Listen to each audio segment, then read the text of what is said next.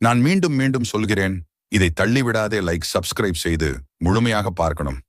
இந்த வீடியோவை முருகனை கண்களில் நிறுத்தி ஒரு நொடி நின்று பாரு. அவர் முன் நிற்கும் போது வாழ்க்கை பயமெல்லாம் ஓடிப்போகுது. வேலின் ஒளி உன் உள்ளத்துக்கு நுழையுது.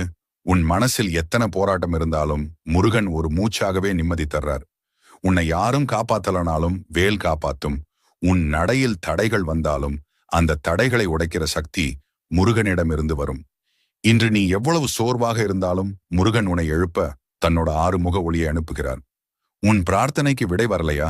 கவலைப்படாதே, முருகன் தாமதிக்கிறார். ஆனால் தவறுவதில்லை. உனக்கு சரியான நேரம் வந்ததும் வாழ்வை தலைகீழா மாற்றி விடுவார்.